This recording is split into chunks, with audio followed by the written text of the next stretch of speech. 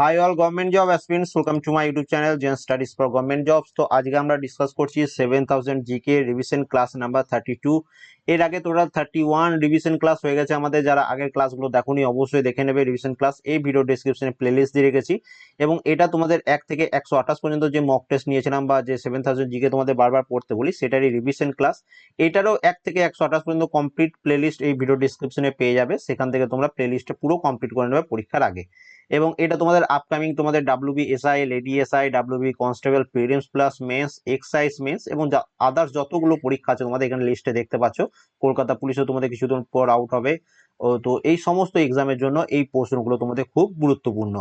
এবং চ্যানেলে নতুন হয়ে থাকলে অবশ্যই সাবস্ক্রাইব করে নেবে আমাদের মেইন টেলিগ্রাম চ্যানেল জবস কি একাডেমি, এখানে জয়েন করবে। এখানে সমস্ত রকম নোটিফিকেশন, আপডেট, পিডিএফ আমি এখানে পোস্ট করে থাকি। এছাড়া ফেসবুক পেজ এবং ফেসবুক গ্রুপ রয়েছে, চাইলে জয়েন করে নিতে পারো। এবং তোমরা যারা WBSI, ADSI, WB constable, prelims plus mains, excise mains এর জন্য প্রিপারেশন নিয়েছো, তোমাদের জন্য এই 7000 জিকের পিডিএফ অ্যাভেলেবেল। এই ভিডিওর ডেসক্রিপশনে লিঙ্ক দেওয়া রয়েছে, যাদের যাদের দরকার অবশ্যই নিয়ে নাও এবং খুব ভালোভাবে প্রিপারেশন শুরু করে দাও।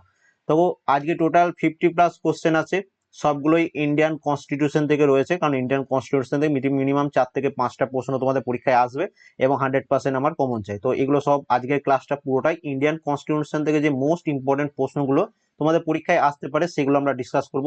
তোমরা প্রত্যেকের টার্গেট রাখবে মিনিমাম যেন তোমরা 30 প্লাস স্কোর করতে পারো আউট অফ 50 প্লাস কোশ্চেন। ওকে, তো দেখো সবার প্রথম প্রশ্ন কি দিয়েছে, সংবিধানের কোন ধারায় রাজ্যপালকে রাজ্যের শাসন বিভাগীয় ক্ষমতা দেওয়া হয়েছে। এই রিলেটেড প্রশ্নই কিন্তু তোমাদের প্রিভিয়াস ডাব্লিউবিএসআই পরীক্ষাতেও এসছে, কনস্টেবলও এসছে, ডাব্লিউবিসিএস পরীক্ষাতেও এসছে। তো আমি একটু ঘুরিয়ে ফিরে কাছাকাছি প্রশ্নগুলোকে রেখেছি। তো মনে রাখবে এখানে এটার অ্যান্সার হচ্ছে কত, আর্টিকেল 154, 154 নম্বর ধারায় রাজ্যপালকে রাজ্যের শাসন বিভাগীয় ক্ষমতা দেওয়া হয়েছে। এবার কিছু আর্টিকেল আমি মোস্ট ইম্পর্টেন্ট যেটা তোমাদের পরীক্ষায় আসতে পারে সেগুলো আমি করে দিচ্ছি। সবার প্রথম দেখো 155 নম্বর যে ধারা রয়েছে সেখানে গভর্নরের নিয়োগ, মানে রাজ্যপালের নিয়োগ কে নিয়োগ করে, গভর্নর নিযুক্ত হন রাষ্ট্রপতির দ্বারা, এটাও তোমরা মনে রাখবে। তো এটা 155 নম্বর ধারায় বর্ণিত রয়েছে। 153 নম্বর ধারায় বলা রয়েছে যে প্রত্যেক রাজ্যে একজন করে গভর্নর থাকবে, এটা 153 নম্বর ধারায় বর্ণিত। এরপর মনে রাখবে 154 নম্বর যে ধারা, যেটা এই প্রশ্ন, সেখানে কি বলেছে, রাজ্যের যে এক্সিকিউটিভ পাওয়ার সেটা কার হাতে ন্যস্ত থাকবে, গভর্নরের হাতে। এবং তার সাথে মনে রাখবে 159 নম্বর যে ধারা রয়েছে সেখানে গভর্নরের শপথ গ্রহণের কথা বলা রয়েছে। তো এইগুলো তোমরা গভর্নর রিলেটেড প্রশ্ন যেটা তোমাদের পরীক্ষায় আসতে পারে, তো এগুলো অবশ্যই পড়ে রাখবে। 2 নম্বর প্রশ্ন চলে আসি, কি বলেছে দেখো, ভারতীয় সংবিধানের সংশোধনীগুলির মধ্যে যেগুলো অ্যামেন্ডমেন্ট হয়েছে তার মধ্যে কোন সংশোধনে, মানে কোন অ্যামেন্ডমেন্টে লোকসভা এবং রাজ্য বিধানসভায় এসসি এবং এসটিদের জন্য যে সংরক্ষণ সম্পর্কিত এবং অ্যাংলো ভারতীয়দের মানে অ্যাংলো ইন্ডিয়ানদের প্রতিনিধি লোকসভায় এবং রাজ্য বিধানসভায় থাকার ব্যাপারে সম্পর্কিত। তো এটা কত নম্বর সংশোধনীর মাধ্যমে হয়েছিল সেটা তোমার কাছে জানতে চাওয়া হয়েছে। তো দেখো আমি টার্গেট কিন্তু এটা গ্র্যাজুয়েশন লেভেলের এক্সামকে টার্গেট করেই করছি। তো তোমরা যারা এনটিপিসি সিবিটি 2 এর জন্য প্রিপারেশন নিচ্ছ তোমাদেরও কিন্তু এই প্রশ্নগুলো কাজে লাগবে। ওকে, তো এখানে দেখো এখানে এটার অ্যান্সার কি হচ্ছে, এখানে এটা অ্যান্সার হচ্ছে 79 নম্বর সংশোধন, অপশন ডি হচ্ছে এখানে এটার সঠিক অ্যান্সার। 3 নম্বর প্রশ্ন, ভারতের পঞ্চায়েতি রাজ ব্যবস্থা ড্যাশ প্রকার, তো কয় প্রকারের হয় আমাদের পঞ্চায়েতি রাজ ব্যবস্থা, একদম স্টার মার্ক প্রশ্ন।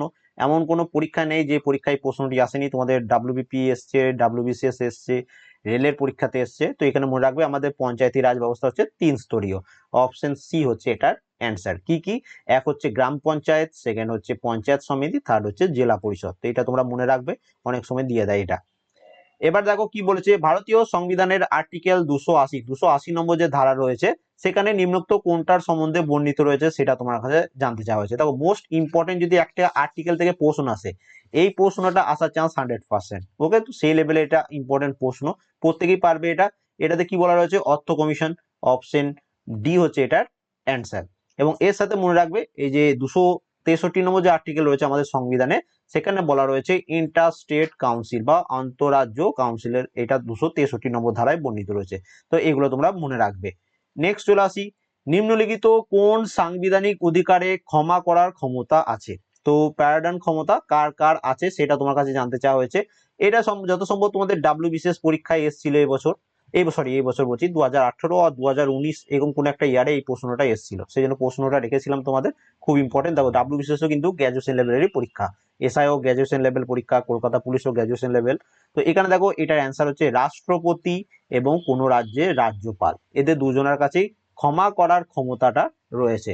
রাষ্ট্রপতির কাছে ক্ষমা করার যে ক্ষমতা সেটা আমাদের ধারা 32 বা ধারা 72 বা আর্টিকেল 72 এটা বর্ণিত, এবং রাজ্যপালের যে ক্ষমা করার ক্ষমতা সেটা ধারা 161-তে বর্ণিত। তো এটা তোমাদের কিন্তু খুব ভালোভাবে পড়তে হবে। নেক্সট প্রশ্ন চলে আসি, কি বলেছে দেখো, ভারতের রাষ্ট্রপতির ক্ষেত্রে অভিযোগ আনা যায় কোথায়? তো আমাদের যিনি প্রেসিডেন্ট রয়েছেন তার বিরুদ্ধে যদি অভিযোগ আনতে হয় সেটা কোথায় আনা যায় সেটা তোমার কাছে জানতে চাওয়া হয়েছে। তো রাষ্ট্রপতি অপসারণ আমরা জানি ইমপিচমেন্ট পদ্ধতির মাধ্যমে হয়। তো ইমপিচমেন্ট পদ্ধতিটা কোথায় আনা যায়? লোকসভা, রাজ্যসভা, যে কোনো একটাতে, দু জায়গাতে, কোনটা অ্যান্সার হবে? তো এখানে এটা মনে রাখবে যে পার্লামেন্টের উভয় কক্ষের যে কোনোটিতে, মানে হয় লোকসভাতেও আনতে পারা যায়, রাজ্যসভাতেও আনতে পারা যায়। তো অপশন এ হচ্ছে এখানে এটার সঠিক অ্যান্সার। আজকে আশা করি একটা নতুন প্রশ্ন তোমরা শিখলে, খুব ইম্পর্টেন্ট। এবং 61 নম্বর আর্টিকেল যেটা রয়েছে আমাদের সংবিধানে, সেখানে রাষ্ট্রপতি অপসারণ পদ্ধতি বলা রয়েছে, যেটা ইমপিচমেন্ট পদ্ধতি বলা হয়, সেটাও মনে রাখবে। কোন রাজ্যের ডিস্ট্রিক্ট জাজ যুক্ত হন কার দ্বারা? মানে ডিস্ট্রিক্ট জাজ, কোন রাজ্যের ডিস্ট্রিক্ট জাজকে কে অ্যাপয়েন্ট করে সেটা তোমার কাছে জানতে চাওয়া হয়েছে। তো ডিস্ট্রিক্ট জাজ এটা অ্যাপয়েন্ট করে মনে রাখবে গভর্নর দ্বারা, সেই রাজ্যের গভর্নর। মনে করো আমাদের পশ্চিমবঙ্গের কোনো ডিস্ট্রিক্টের জাজ অ্যাপয়েন্ট হয়েছে, সেটা কে করবে? আমাদের পশ্চিমবঙ্গে যিনি গভর্নর রয়েছেন। এর সাথে মনে রাখবে ডিস্ট্রিক্ট জাজ রাজ্যের রাজ্যপাল কর্তৃক নিযুক্ত হন, এবং তার সাথে মনে রাখবে এবং রাজ্যের যে উচ্চ আদালত হাইকোর্ট যে রয়েছেন, হাইকোর্টের যিনি প্রধান বিচারপতি রয়েছেন তার পরামর্শে তিনি অ্যাপয়েন্ট হন। মানে গভর্নর, রাজ্যপাল কি করে, হাইকোর্টের যিনি, তোমার মনে করো কলকাতা হাইকোর্টের যিনি চিফ জাস্টিস রয়েছেন তার সাথে পরামর্শ করে রাজ্যপাল এই ডিস্ট্রিক্ট জাজকে অ্যাপয়েন্ট করে। ওকে, এটা মনে রাখবে। নেক্সট চলে আসি, ভারতীয় সংবিধানের কোন তালিকায় কেন্দ্র এবং রাজ্যের মধ্যে ক্ষমতা বন্টন করেছে? কত নম্বর শিডিউলে এটা বর্ণিত রয়েছে? তালিকা মানে কত নম্বর শিডিউল সেটা বলেছে, কেন্দ্র এবং রাজ্যের মধ্যে ক্ষমতা বন্টন। তো এটা মনে রাখবে, এটা আমাদের 7th শিডিউলের এটা রয়েছে। অপশন ডি হচ্ছে এখানে এটার অ্যান্সার। এর সাথে মনে রাখবে যে 6th শিডিউল যেটা রয়েছে আমাদের সংবিধানের, সেখানে কি বলা রয়েছে, আসাম, মেঘালয়, ত্রিপুরা, মিজোরাম এই রাজ্যগুলির উপজাতি অঞ্চলগুলির প্রশাসনের সাথে সম্পর্কিত যে বিধান রয়েছে সেটা বলা রয়েছে তোমাদের এই 6th শিডিউলের মধ্যে। এটাও তোমাদের পরীক্ষার জন্য ইম্পর্টেন্ট, যেগুলো ইম্পর্টেন্ট সেগুলো আমি সব করিয়ে দেবো, তোমাদের কোনো চিন্তা নাই, পড়তে থাকো। 9 নম্বর প্রশ্ন, সকল নাগরিকের কথা বলা ও মত প্রকাশের স্বাধীনতা ভারতীয় সংবিধানের কোন আর্টিকেলে নিশ্চিত করেছে? তো এই আর্টিকেল আমাদের ফান্ডামেন্টাল রাইটস যে মৌলিক অধিকার যেটা রয়েছে, আর্টিকেল 12 থেকে 35, এইখান থেকেই ম্যাক্সিমাম পরীক্ষায় প্রশ্ন আসে। এই পুরো 12 থেকে 35 এটার একটা আলাদা আমি ভিডিও বানিয়েছিলাম বহুদিন আগে, অনেকজন তোমরা দেখেছো, যারা দেখোনি দেখে নেবে। এইখান থেকেই ম্যাক্সিমাম তোমার ধরে নাও 80% কোশ্চেন এর মধ্যে থেকেই আসে। ওকে, যদি আর্টিকেল রিলেটেড প্রশ্ন হয় তোমাদের পরীক্ষায়, তো সব আমি করিয়ে দিচ্ছি। তো এখানে মনে রাখবে এটা রয়েছে আর্টিকেল 19-এ। এবার দেখো এখানে মনে রাখবে 16 নম্বর যে আর্টিকেল রয়েছে, তো এখানে কি বলা রয়েছে যে সরকারি নিযুক্তির ক্ষেত্রে সমান অধিকার, এইটা বলা রয়েছে আর্টিকেল 16-এ। আর্টিকেল 17 যেটা সব থেকে ইম্পর্টেন্ট, মানে পরীক্ষায় একটা প্রশ্ন যদি আসে কনস্টিটিউশন থেকে এই প্রশ্নটাই আসবে। তো মনে রাখবে আর্টিকেল 17 এখানে কি বলা রয়েছে, অস্পৃশ্যতা দূরীকরণ, অ্যাবলিশন অফ আনটাচেবিলিটি। তো এটা এতটাই ইম্পর্টেন্ট প্রশ্ন, এটা অনেক পরীক্ষায় প্রশ্নটা এসছে। এবং 18 নম্বর যে আর্টিকেল রয়েছে এখানে উপাধি রদের কথা বলা রয়েছে, অ্যাবলিশন অফ টাইটেল। তো এগুলো সব মনে রাখবে। নেক্সট চলে আসি, সঠিক তারিখ এবং বছর চিহ্নিত করুন যখন থেকে ভারতীয় সংবিধান আরোপিত বা কার্যকর হয়েছিল। মানে আমাদের যে ভারতীয় সংবিধান, ইন্ডিয়ান কনস্টিটিউশন, সেটা কার্যকর হয়েছিল কবে? তো এটা তোমরা প্রত্যেকে পারবে। অ্যান্সার কি হচ্ছে, 26শে জানুয়ারি 1950 সাল থেকে আমাদের সংবিধান কার্যকরী হয়েছিল। এবং আমাদের সংবিধান গৃহীত হয়েছিল কবে? 26শে নভেম্বর 1949 সালে। তো দুটোই ঘুরিয়ে ফিরে দুটোর মধ্যে একটা প্রশ্ন আসে প্রায় পরীক্ষায়। পিসিএ শব্দটির ফুল ফর্ম কি? পিসিএ দেখো এটা WBCS 2019-এর প্রশ্ন, পিসিএ ফুল ফর্ম কি? তো দেখো ফুল ফর্ম রিলেটেডও তোমাদের প্রচুর প্রশ্ন এসেছিল। তোমাদের আমি স্ট্যাটিক জিকে যে পোর্শনটা, ওই ক্লাসটা কাল থেকে আমি শুরু করব ভাবছি। তো স্ট্যাটিক জিকে যখন প্রিভিয়াস ইয়ার আমি করব, প্রত্যেক বছরে তুমি এসআই বলো, কনস্টেবল বলো, এই ফুল ফর্ম রিলেটেড প্রচুর প্রশ্ন এসছে। তো যেগুলো আপকামিং বিভিন্ন পরীক্ষা এসেছে সেগুলো মোস্ট ইম্পর্টেন্ট গুলো আমি তোমাদের করিয়ে দেবো, কারণ ফুল ফর্ম তো প্রচুর হয়। তার মধ্যে যেগুলো পরীক্ষায় যেগুলো এসছে সেগুলো রিপিট হওয়ার চান্স অনেকটা বেশি। তো পিসিএ এর ফুল ফর্ম হচ্ছে prompt corrective action. Option C হচ্ছে এটার সঠিক অ্যান্সার। ভারতীয় সুপ্রিম কোর্টের বিচারকের সংখ্যা বৃদ্ধির ক্ষমতা কেবলমাত্র নিহিত আছে কার হাতে? আমাদের সুপ্রিম কোর্টে যে বিচারক যত রয়েছেন তার সংখ্যা বৃদ্ধি করার ক্ষমতা বা কমানোর ক্ষমতা এটা কার হাতে নিহিত রয়েছে? এটা কার ক্ষমতাটা কার কাছে আছে? তো মনে রাখবে সুপ্রিম কোর্টের যে বিচারক বা জাজ রয়েছেন তাদের বৃদ্ধির ক্ষমতা সে কেবলমাত্র সংসদ বা পার্লামেন্টের হাতে রয়েছে। অপশন বি হবে এখানে এটার অ্যান্সার। অপশন ডিটা কিছু দেওয়া নাই, এখানে নান করে দিতে পারো, টাইপিং মিস্টেক হয়েছে। তো এটা অ্যান্সার কি হবে? অপশন বি, সংসদের হাতে। এখানে দেখো the law making power of the supreme court is given under article 141। দেখো বিভিন্ন যে নিয়ম বা ল যেগুলো রয়েছে সেগুলোর পাওয়ার সুপ্রিম কোর্টের হাতে রয়েছে, 141 নম্বর ধারা এটা বর্ণিত রয়েছে। এবং তার সাথে মনে রাখবে সুপ্রিম কোর্টের বিচারকদের সংখ্যা নির্ধারণ ক্ষমতা সংসদের হাতে রয়েছে, পার্লামেন্টের হাতে রয়েছে। তাহলে আমাদের অপশন বি হচ্ছে এখানে এটার অ্যান্সার। ভারতবর্ষে ভোট অধিকার এবং নির্বাচিত হওয়ার অধিকার একটি কেমন ধরনের অধিকার তোমার কাছে জানতে চাওয়া হয়েছে। এই রিলেটেড প্রশ্ন দেখবে তোমাদের ডাব্লিউবিএসআই ও ডাব্লিউবি এক্সাইজ কনস্টেবল বা এসআই দুটোর মধ্যে কোনো একটা পরীক্ষায় এসেছিল। তো অ্যান্সার কি হবে? ভারতবর্ষে ভোটার অধিকার বা নির্বাচিত হওয়ার অধিকার এটা কোন আইনের মধ্যে পড়ছে বা কোন অধিকারের মধ্যে পড়ছে? এটা দেখবে বৈধ বা আইনি অধিকারের মধ্যে পড়ছে। অপশন ডি হচ্ছে এখানে এটার সঠিক অ্যান্সার। পার্লামেন্টে তার সম্মতি ছাড়া কোনো অর্থ বিল পেশ করা যায় না। তো এখানে কার সম্মতি ছাড়া কোনো অর্থ বিল পেশ করা যায় না পার্লামেন্টের মধ্যে? প্রত্যেকে কমেন্ট করতে থাকবে। তো এখানে মনে রাখবে পার্লামেন্টে ভারতের যিনি রাষ্ট্রপতি রয়েছেন তার সম্মতি ছাড়া কোনো অর্থ বিল পেশ করা যায় না। অপশন সি হচ্ছে এখানে এটার অ্যান্সার। এর সাথে মনে রাখবে আমাদের যে রাষ্ট্রপতি যিনি রয়েছেন তার যে অর্থনৈতিক যে ক্ষমতা সেটা আমি তোমাদের এখানে ভালোভাবে বুঝিয়ে দিচ্ছি, একটু দেখে নাও কি বলেছে। দেখো, সকল অর্থ বিল একমাত্র রাষ্ট্রপতির অনুমোদন ক্রমেই সংসদে পেশ করা যেতে পারে। তাহলে একমাত্র রাষ্ট্রপতির অনুমোদন ছাড়া কিন্তু তোমাদের এই অর্থ বিল বা মানি বিল এটা সংসদে পেশ করা যায় না। তিনি বার্ষিক বাজেট ও পরিপূরক বাজেট অধিবেশনের আগে সংসদে ভাষণ দেন। কে দেন? রাষ্ট্রপতি। তার অনুমোদন ছাড়া সংসদে কোনো অর্থ বিল আনা যায় না। রাষ্ট্রপতি প্রতি 5 বছর অন্তর একটি অর্থ কমিশন গঠন করেন। রাষ্ট্রপতির সম্মতি পেলে তবেই নৈমিত্তিক তহবিল বা কন্টিজেন্সি ফান্ড যেটাকে বলা হয় সেখান থেকে টাকা তোলা যায়। তো এগুলো হচ্ছে রাষ্ট্রপতির পাওয়ারের মধ্যে পড়ছে, তো এটা অবশ্যই ভালোভাবে মনে রাখবে। নিম্নের করগুলির মধ্যে মানে ট্যাক্স গুলোর মধ্যে কোনটি কেন্দ্রীয় সরকারের ইজাভুক্ত? সেন্ট্রাল ট্যাক্স কোনটা এই ট্যাক্স গুলোর মধ্যে? তো এখানে মনে রাখবে এখানে এটা অ্যান্সার হচ্ছে কর্পোরেশন ট্যাক্স। অপশন এ হচ্ছে এটার অ্যান্সার। ভারতীয় সংবিধানের কোন ধারায় ভারতের নাম ও ভূখণ্ডকে নির্দিষ্ট করা হয়েছে? এরা কি হবে? আর্টিকেল রিলেটেড প্রশ্ন, মানে আর্টিকেল রিলেটেড প্রশ্নই তোমাদের পরীক্ষায় বেশি আসে। তো মনে রাখবে ভারতীয় সংবিধানের কোন ধারায় বর্ণিত রয়েছে? এটা রয়েছে 1 নম্বর ধারায়। অপশন এ হচ্ছে এখানে এটা সঠিক অ্যান্সার। এর সাথে মনে রাখবে 3 নম্বর যে ধারা এটাও খুব ইম্পর্টেন্ট, এটাও বিভিন্ন পরীক্ষায় এখান থেকে প্রশ্ন এসছে যে নতুন রাজ্য গঠন এবং অঞ্চল সীমানা এবং বিদ্যমান রাজ্যের নাম পরিবর্তন, এগুলো সব তোমাদের আর্টিকেল 3 মধ্যে পড়ছে। ভারতীয় সংবিধানের কোন ধারায় সর্বপ্রকার অস্পৃশ্যতার অবলুপ্তি ঘটানো হয়েছে? দেখো, অস্পৃশ্যতা দূরীকরণ কিছুক্ষণ আগেই বলে দিলাম, এবার তো প্রত্যেকে অ্যান্সার করতে পারবে। তো অস্পৃশ্যতা দূরীকরণ এটা 17 নম্বর ধারার মধ্যে পড়ছে এবং এটা হচ্ছে আমাদের একটা ফান্ডামেন্টাল রাইটস, মানে হচ্ছে আমাদের একটা মৌলিক অধিকার। এর সাথে মনে রাখবে 12 নম্বর যে ধারা সেখানে স্টেট বা রাজ্য এর যে ডেফিনেশন সেটা বর্ণিত রয়েছে 12 নম্বর ধারাতে। ভারতীয় সংবিধানের কোন ধারায় ভারতীয় রাষ্ট্র সম্বন্ধে একটা কার্যকরী ব্যাখ্যা দান করা হয়েছে? রাষ্ট্র বা রাজ্য এখানে বলতে পারো, স্টেট কথাটা যেটা বলা রয়েছে। ওকে, তো ভারতীয় সংবিধানের কিছুক্ষণ আগেই বললাম আগেরটাতে 12 নম্বর ধারায়। অপশন সি হচ্ছে এখানে এটার সঠিক অ্যান্সার। এবার দেখো 11 নম্বর যে আর্টিকেল, এখানে কি বলা রয়েছে? Parliament to regulate the right to citizenship by law. Citizenship by law যেটা রয়েছে সেটা রেগুলেট করে কে? পার্লামেন্ট। এটা এখানে বলা রয়েছে 11 নম্বর ধারায়। 13 নম্বর যে ধারা এখানে কি বলেছে? মৌলিক অধিকারের সঙ্গে সম্পর্কিত আইন এবং সেই সম্বন্ধে অবহিত করা। এটা কত নম্বর ধারায় বর্ণিত রয়েছে? 13 নম্বর ধারায়। কারণ অ্যাকচুয়ালি আমাদের আর্টিকেল 12 থেকে আর্টিকেল 35 পর্যন্ত হচ্ছে আমাদের মৌলিক অধিকার। 12 নম্বর যে আর্টিকেল যেটা এই প্রশ্নের অ্যান্সার রাষ্ট্র বা স্টেট সম্বন্ধে বর্ণিত, এবং তারপরে দেখো এই 13 নম্বর ধারা থেকে মৌলিক অধিকারের সঙ্গে সম্পর্কিত আইন এবং সেই সম্বন্ধে অবহিত করা রয়েছে।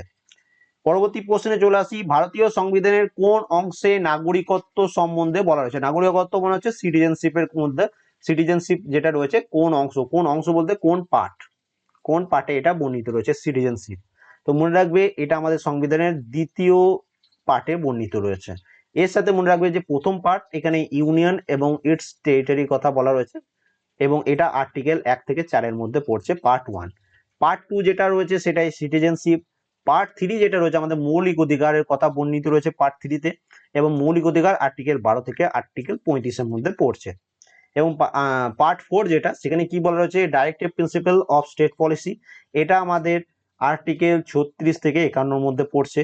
এবং ওকে, এবং আরেকটা যেটা তোমাদের মোস্ট ইম্পর্টেন্ট, যেটা প্রচুর পরীক্ষা আসে, আর্টিকেল পার্ট 4A, এটা দেখো পার্ট 4, এবং পার্ট 4 কি বলা রয়েছে, ফান্ডামেন্টাল ডিউটিস, মৌলিক কর্তব্য যেটা, সেটা বলা রয়েছে, এবং সেটা খুব ইম্পর্টেন্ট, এবং সেটা আর্টিকেল 51A ধারাতে বর্ণিত রয়েছে। এটাও তোমাদের পরীক্ষায় বারবার আসে। নেক্সট দেখো, ভারতীয় সংবিধানের কোন ধারায় ভারতের নাম ও ভূখণ্ডকে নির্দিষ্ট করা, সরি প্রশ্নটা রিপিটেড হয়ে গেছে, কিছুক্ষণ আগেই পড়লাম সেম প্রশ্নটা, তো এটা রিপিটেড, এটা ইগনোর করতে পারো। তো এটা অ্যান্সার হচ্ছে 1 নম্বর ধারা, রিপিটেড হয়ে গেছে। পরবর্তী প্রশ্ন দেখো, ভারতীয় সংবিধানের কোন ধারায় বলা হয়েছে যে কিছু সীমাবদ্ধতার মধ্যে প্রত্যেক ধর্মীয় সত্তার ধর্মীয় এবং সমাজসেবকমূলক কাজের জন্য প্রতিষ্ঠান গড়ে তোলা এবং পরিচালনা করার অধিকার, এটা কোন নম্বর ধারায় বর্ণিত রয়েছে? তো মনে রাখবে, এটা আমাদের সংবিধানের 26 নম্বর ধারায় বর্ণিত রয়েছে। এর সাথে মনে রাখবে, আমাদের 24 নম্বর যে ধারা রয়েছে, সেখানে কি বলেছে, 14 বছরের কম বয়সী শিশুদের শ্রমিক হিসাবে কাজ করানো যাবে না, এটা 24 নম্বর ধারায় বর্ণিত। 25 নম্বর যে ধারা রয়েছে, সেখানে কি বলেছে, যে জীবিকা বা পেশা গ্রহণের ক্ষেত্রে ধর্ম যেন বাধা না হয়ে দাঁড়ায়, এটা তোমাদের 25 নম্বর ধারায় বর্ণিত রয়েছে। 26 নম্বর ধারা তো বলে দিলাম, এবং 27 নম্বর ধারা যেটা রয়েছে, সেখানে কি বলেছে, যে কোনো ধর্মীয় কাজের জন্য যেন জোর করে চাঁদা বা কর প্রদান না করা হয়। ওকে, এটা আমাদের 27 নম্বর ধারায় বর্ণিত রয়েছে। এই সবগুলো মনে রাখবে। ভারতীয় সংবিধানের কোন ধারায় বলা হয়েছে যে রাষ্ট্রীয় অর্থানুকূলে যেসব শিক্ষা প্রতিষ্ঠানগুলি পরিচালিত হয়ে থাকে সেখানে কোনো ধর্মীয় শিক্ষা প্রদান করা যাবে না? দেখো, এটা তোমাদের WBCS 2016 সালের পরীক্ষায় প্রশ্নটা এসছে, তো এটাও ইম্পর্টেন্ট কনস্টিটিউশন, তো কনস্টিটিউশন থেকে বেছে বেছে খুব ইম্পর্টেন্ট প্রশ্নগুলো করিয়ে দিচ্ছি, অ্যান্সার করতে থাকো। যারা WBCS দেবে তোমরাও অ্যান্সার করতে পারো। তো এখানে এটা অ্যান্সার হচ্ছে 28 নম্বর ধারা। অ্যাকচুয়ালি এটা 28 নম্বর ধারা না, 28 নম্বর ধারারও আরো পার্ট আছে, সেখানে এটা বর্ণিত রয়েছে। সবার দেখো, যেটা মেন 28 নম্বর ধারা, সেখানে কি বলা রয়েছে, যে নির্দিষ্ট শিক্ষা প্রতিষ্ঠানে ধর্মীয় নির্দেশনা বা ধর্মীয় উপাসনা যোগদানের স্বাধীনতা, এটা তোমার 28 নম্বর ধারায় বর্ণিত রয়েছে। কিন্তু 28(1) নম্বর যে ধারা রয়েছে, সেখানে বলা রয়েছে যে রাষ্ট্রীয় তহবিলের আওতাধীন কোনো শিক্ষা প্রতিষ্ঠানে কোনো ধর্মের নির্দেশ দেওয়া হইবে না, যেটা এই প্রশ্নটা দিয়েছে। তো এটা অ্যাকচুয়ালি 28A হতো। এবার তোমাদের পরীক্ষায় যেমন দিয়েছে, আমি প্রশ্নটা সেরকমই রেখে দিয়েছি। তোমাদের এবার এই প্রশ্নটা যদি রিপিট হয়, তো এই প্রশ্নই থাকবে, ঘুরাবে না কিছু ওরা, দুটোই তোমাকে কিন্তু মনে রাখতে হবে।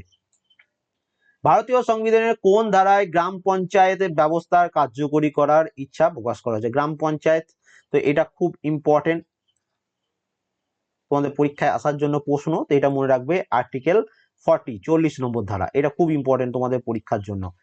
নেক্সট চলে আসি, দেখো, ভারতীয় সংবিধানের কোন ধারায় একটি সমনী ভিত্তিক civil code, uniform civil code যেটা বলা রয়েছে, তো ইউনিফর্ম সিভিল কোড প্রণয়নের কথা বলা রয়েছে, কত নম্বর ধারায় ইউনিফর্ম সিভিল কোডের কথা বর্ণিত রয়েছে? তো এটা বর্ণিত রয়েছে 44 নম্বর ধারা। ওকে, 40 নম্বর ধারা, 44 নম্বর ধারা থেকে যেগুলো পড়ে দিচ্ছি সেগুলো কিন্তু মোস্ট ইম্পর্টেন্ট, কারণ সব মুখস্থ রাখা কারোর পক্ষে সম্ভব নয়, তার মধ্যে থেকে যেগুলো ইম্পর্টেন্ট সেগুলো আমি তোমাদের করিয়ে দিচ্ছি। এবার দেখো, 1911 সাল থেকে 1921 সালে ভারতবর্ষের জনসংখ্যার বৃদ্ধির হার কত ছিল? দেখো, এই প্রশ্নটা তোমাদের WBP প্রিভিয়াস ইয়ার প্রশ্ন, তার সাথে WBCS পরীক্ষাতেও এসছে, তো দুটো পরীক্ষাতেই তোমাদের WBP পরীক্ষাতেও এসছে, WBPSC পরীক্ষাতেও এসছে, তো তোমাদের অ্যান্সার করতে হবে। তো মনে রাখবে, এই 1911 থেকে 1921 সাল, এখানে ভারতীয় জনসংখ্যার বৃদ্ধি হয়েছিল নেগেটিভ, মানে জনসংখ্যার বৃদ্ধি হয়নি, জনসংখ্যা কমে গেছিল, -2.91%। ওকে, যে সেই জন্য এই প্রশ্নটা তোমাদের পরীক্ষায় বারবার আসে। এবার দেখো, 1911 সাল থেকে 1921 সাল পর্যন্ত সময়ে জনসংখ্যার বৃদ্ধি ছিল ঋণাত্মক, মানে নেগেটিভ ছিল, জনসংখ্যা বৃদ্ধি পায়নি, কমে গেছিল। প্রাকৃতিক বিপর্যয়, মহামারী এবং প্রথম বিশ্বযুদ্ধের কারণে মূলত জনসংখ্যার এই হ্রাস ঘটেছিল। তো এইটুকু ডিটেলস মনে রাখবে। ভারতবর্ষে বার্ষিক পরিকল্পনা করা, দেখো এটা তোমাদের তোমাদের পরবর্তী প্রশ্ন, ভারতবর্ষে বার্ষিক পরিকল্পনা করার হয় মানে কোন সাল থেকে কোন সাল পর্যন্ত? এটা যে 5 ইয়ার প্ল্যান রয়েছে সেটার সাথে সম্পর্কিত। ওকে, তো এখানে মনে রাখবে, এটা অ্যান্সার হচ্ছে 1966 সাল থেকে 1969 সাল পর্যন্ত বার্ষিক পরিকল্পনা করা হয়েছিল। কারণ কি? কারণ এখানে এটা মনে রাখবে যে তৃতীয় যে পরিকল্পনা ছিল, 5 ইয়ার প্ল্যান যেটা ছিল, সেটা ব্যর্থ হয়েছিল, কারণ ব্যর্থ হওয়ার কারণে অর্থনৈতিক বিভিন্ন ক্ষেত্রে অচলাবস্থা তৈরি হয়েছিল আমাদের ভারতবর্ষে। এই 3 বছর কোনো পঞ্চবার্ষিকী পরিকল্পনা ছিল না, তাই একে পরিকল্পনা ছুটির সময় বা প্ল্যান হলিডেও বলা হয় বা বার্ষিক পরিকল্পনাও বলা হয়। 1966 থেকে 1969, দেখো 1951 থেকে 56 পর্যন্ত ছিল আমাদের ফার্স্ট 5 ইয়ার প্ল্যান। ওকে, এবং এটাতে তোমাদের কৃষি কাজের উপর জোর দেওয়া হয়েছিল। দ্বিতীয় যেটা হয়েছিল সেটা হয়েছিল 1956 থেকে 61। এখানে কি হয়েছিল, এটা হচ্ছে আমাদের সেকেন্ড 5 ইয়ার প্ল্যান, এবং এখানে ভারী শিল্পায়নের উপর জোর দেওয়া হয়েছিল, ভারী শিল্পায়নের উপর জোর দেওয়া হয়েছিল। তারপরে 1961 থেকে 66 পর্যন্ত ছিল আমাদের থার্ড 5 ইয়ার প্ল্যান। এখানে তোমাদের চায়নার সাথেও যুদ্ধে জড়িয়ে পড়েছিল ভারত।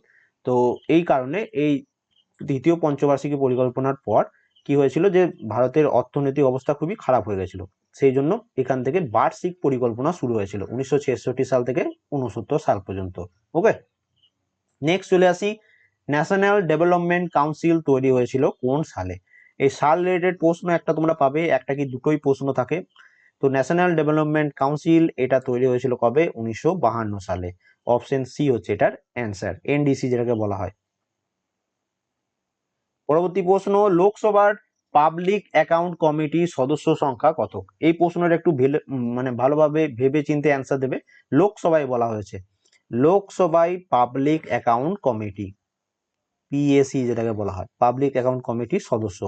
তো মনে রাখবে টোটাল কত ছিল? 15টি। তো এখানে একটা জিনিস মনে রাখবে যে total public account committee not more than 22 members, 22টির বেশি মেম্বার হতে পারে না। এবার এই 22টা মেম্বারের মধ্যে 15টা ইলেক্টেড হয় লোকসভাতে এবং 7টা ইলেক্টেড হয় রাজ্যসভাতে। ওকে, এখানে দেখো লোকসভা দিয়েছে তাই তুমি এখানে 15 অ্যান্সার করেছো। তোমার যদি এই লোকসভা জায়গায় রাজ্যসভা দিত তখন তুমি অ্যান্সার কি করতে? 7। টোটাল কত? 22। তো যেমন ভাবে প্রশ্ন আসবে তোমাকে কিন্তু তেমন ভাবে অ্যান্সার দিতে হবে। ভারতীয় দ্বিতীয় পঞ্চবার্ষিকী পরিকল্পনা ছিল কোন তত্ত্ব নির্ভরশীল? তো ভারতের যে দ্বিতীয় পঞ্চবার্ষিকী পরিকল্পনা সেটা ছিল মহালম্বিস তত্ত্ব নির্ভর, অপশন সি হচ্ছে অ্যান্সার। এবং তার সাথে মনে রাখবে প্রথম যে পঞ্চবার্ষিকী পরিকল্পনা ছিল সেটা হচ্ছে হ্যারার্ড ডোমা তত্ত্ব নির্ভরশীল। এই দুটোই কিন্তু তোমাদের পরীক্ষায় অলরেডি চলে এসছে। ভারতীয় সংবিধানে নিম্নলিখিত কোন ধারার সাহায্যে অনুদানের ব্যবস্থার কথা বলা রয়েছে? এটাও তোমাদের কোন একটা পরীক্ষায় এসেছিল, এটাও ইম্পর্টেন্ট প্রশ্ন। ওকে, আমার মনে নেই ঠিক কোন পরীক্ষায় এসেছিল, তবে এসেছিল ডাব্লিউবি বা ডাব্লিউবিপিএসসির মধ্যে। তো ভারতীয় সংবিধানে নিম্নলিখিত কোন ধারার সাহায্যে অনুদানের ব্যবস্থা আছে? তো মনে রাখবে 275 ও 282 নম্বর ধারায়। ভারতীয় প্রজাতন্ত্রের প্রথম নাগরিক, ফার্স্ট সিটিজেন অফ ভারতীয় প্রজাতন্ত্র। তো ভারতীয় প্রজাতন্ত্রের প্রথম নাগরিক কে ছিলেন? তো এখানে এটা অ্যান্সার হচ্ছে ভারতের যিনি রাষ্ট্রপতি, অপশন বি হচ্ছে এখানে এটার সঠিক অ্যান্সার।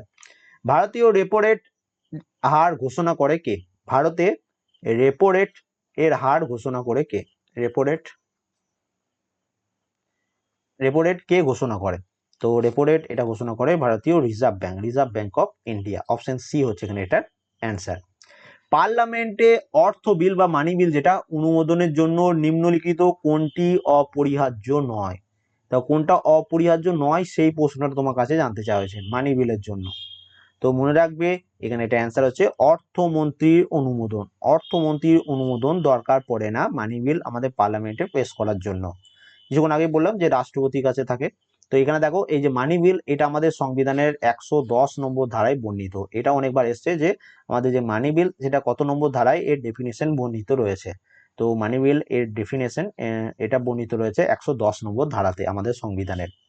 রাজ্যসভার চেয়ারম্যান হলেন কে? তো এটা প্রত্যেকে পারবে, একদম কমন প্রশ্ন, এসএসসির পরীক্ষাতেও এসছে, পিএসসির পরীক্ষাতেও এসছে, ডাব্লিউবিপি পরীক্ষাতেও এসেছে।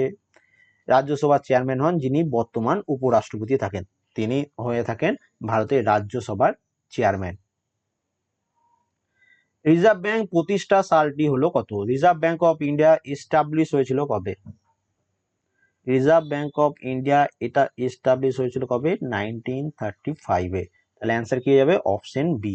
এবং এটা ন্যাশনালাইজড বা জাতীয়করণ হয়েছিল কখন? 1949 সালে। তো ঘুরিয়ে ফিরে দুটোর মধ্যে যে কোনো একটা প্রশ্ন তোমাদের বারবার আসে। সংবিধানের কোন সংশোধনে পঞ্চায়েতকে শাসনতান্ত্রিক মর্যাদা দেওয়া হয়? এটা কত নম্বর অ্যামেন্ডমেন্টের কথা বলা রয়েছে? কত নম্বর সংশোধনে পঞ্চায়েতকে শাসনতান্ত্রিক মর্যাদা দেওয়া হয়? তো এখানে এটার অ্যান্সার হচ্ছে কত? 73%, সরি 73 নম্বর অ্যামেন্ডমেন্ট, 73 নম্বর অ্যামেন্ডমেন্ট। অপশন বি হচ্ছে এটার অ্যান্সার। এবং আমাদের পঞ্চায়েতে মহিলাদের 33% রিজার্ভেশন বা 1/3% রিজার্ভেশন থাকে। তো এটাও তোমাদের মনে রাখবে, অনেক সময় পরীক্ষায় চলে আসে।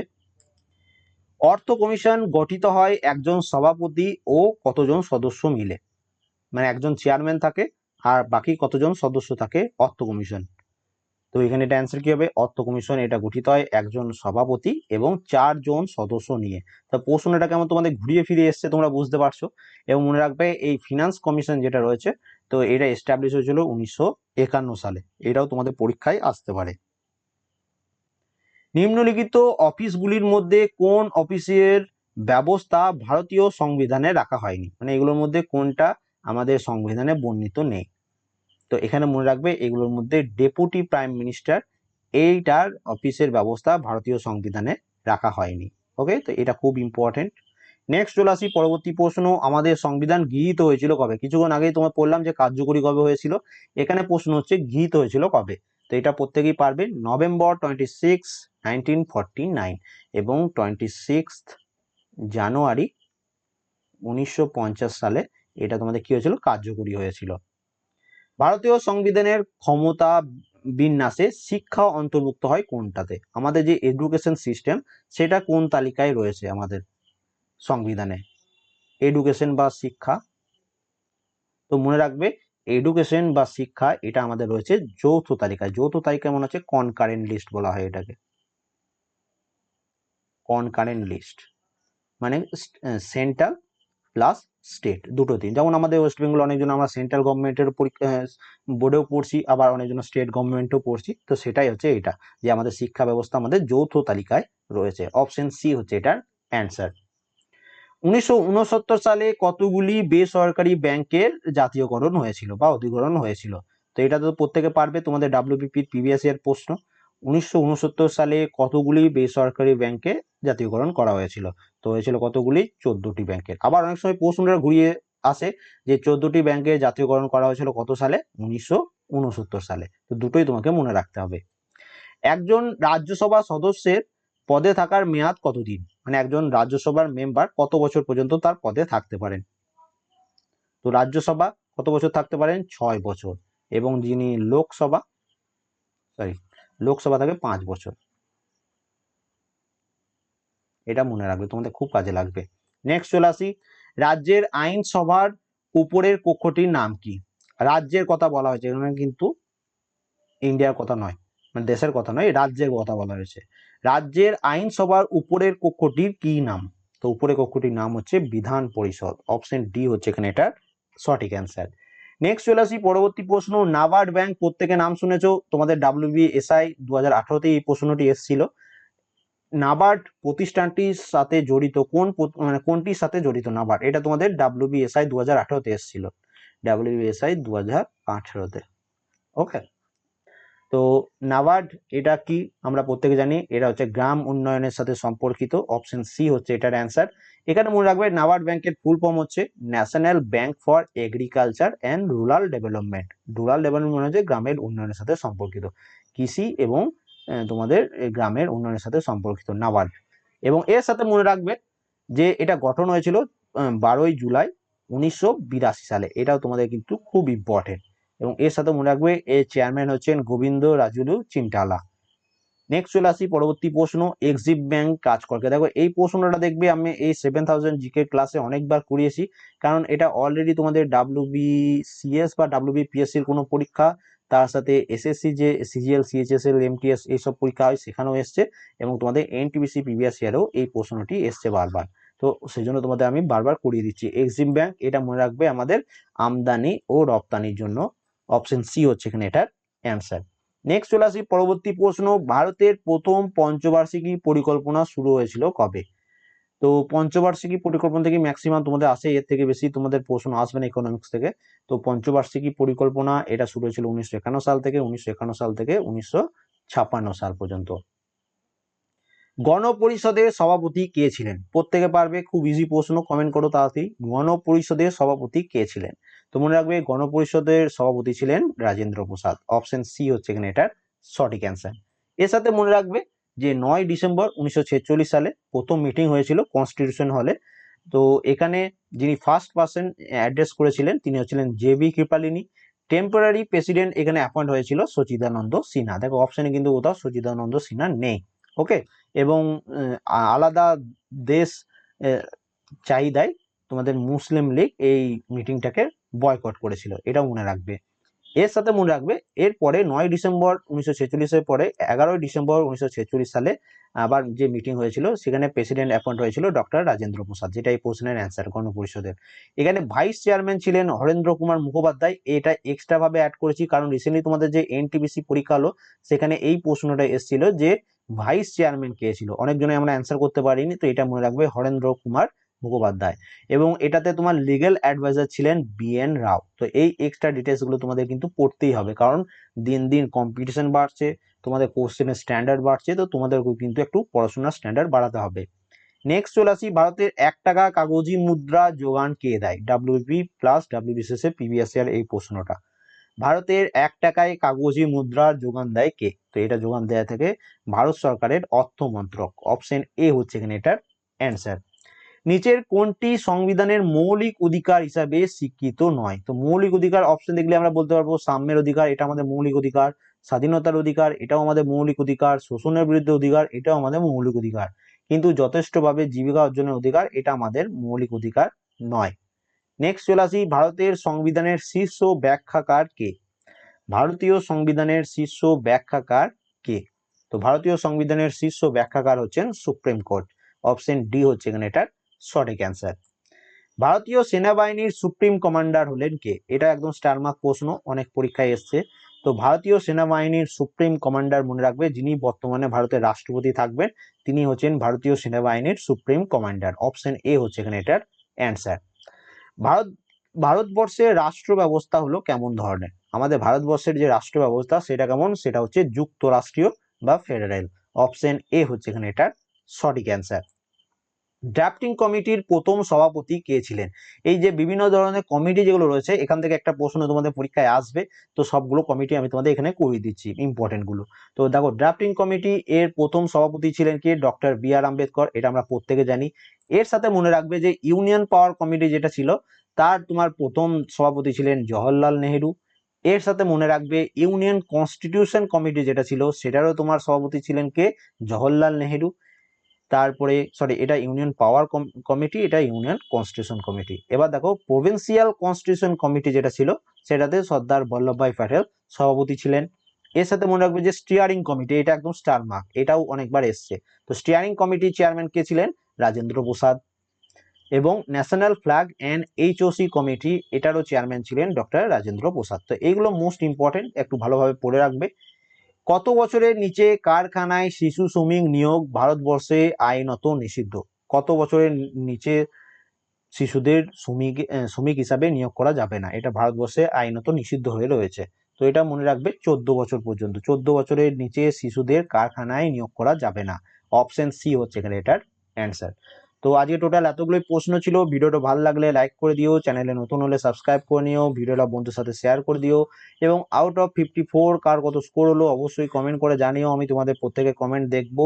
এবং যাদের 30 নিচে স্কোর হচ্ছে তোমাদের কিন্তু আর একটু বেশি করে পড়তে হবে, না হলে কিন্তু কম্পিটিশনে থাকতে পারবে না। ওকে, তো একটু ভালোভাবে পড়তে হবে। এবং তোমাদের এই 7000 জিকে আজকে যে ক্লাসগুলো করেছিলাম সবই এর মধ্যে রয়েছে। তো এই 7000 জিকের পিডিএফ অ্যাভেলেবেল, যাদের যাদের দরকার ভিডিও ডেসক্রিপশনে লিঙ্ক আছে, সেখান থেকে নিয়ে নিতে পারো। অথবা ডাইরেক্ট হোয়াটসঅ্যাপের মাধ্যমে বাই করার জন্য এই নাম্বারে তোমরা আমাকে মেসেজ করতে পারো। Thank you for watching, good night প্রত্যেকে।